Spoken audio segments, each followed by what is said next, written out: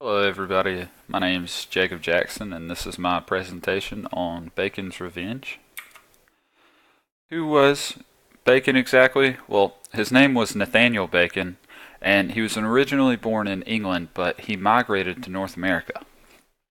He acquired farmland from his father and some other family members along the James River, which was not too far from Jamestown, kind of close to modern day Richmond. Bacon strongly disagreed with the current governor at the time, who was William Berkeley, and eventually, after time went on, Bacon himself was elected into a position of political influence. So, what exactly did he do? What did he think?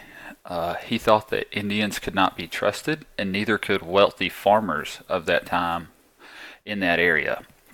He thought that the wealthy farmers were thought to have operated the government for personal gain, kind of had their hands on it, and had an influence over decisions that were made. He also thought that the land was the settlers and that Indians should be removed and that the settlers should be able to grow and expand their territory and in turn push the Indians back. He also organized small attacks on Indians and tried himself to get them to back off or stray away. He thought that poor lower class farmers were mistreated, especially in comparison to more wealthy farmers. And he thought that the taxes on the community and the division of laborers and servants were more favorable towards elite plantation owners. Once he was in a position of political influence, though, he pushed for new laws and he wanted laws that were more favorable towards poorer farmers and harsher on Indians nearby. What exactly caused his rebellion? Well, some of the leading factors, I guess, would be the disagreements or conflict of views between the governor Berkeley and Bacon himself and his followers. This includes how they viewed the Indians and also farm owners. Eventually, Berkeley branded Bacon a rebel of their community and of the colonies because of his comments and actions that he were making towards government officials and also the Indians that there were laws protecting. But later, because of the reaction he got from the community and surrounding, he pardoned Bacon. But later on, Bacon just kept going and kept going, and eventually Berkeley branded him a rebel again. And this was because of the way he continued to act towards Indians and oppose the government, the current officials, and everything. The rebellion itself was around 3 months long. It was several skirmishes and fights and just kind of quick in and out type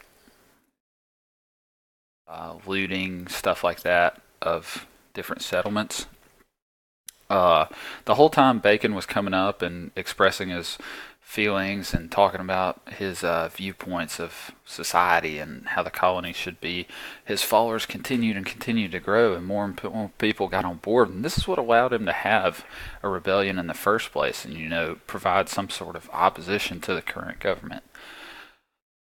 Eventually, in 1676, Bacon, after being branded a rebel by the second time, he retaliated against Berkeley and the government officials in place over in Jamestown. And one of the ways he did this was fighting the colonists themselves and destroying some of the plantations that were owned by these elitists and just destroying everything, kind of making his footprint known. And in the process of this, he continued to kind of wage smaller little warfare against local Indians and tried to push them back.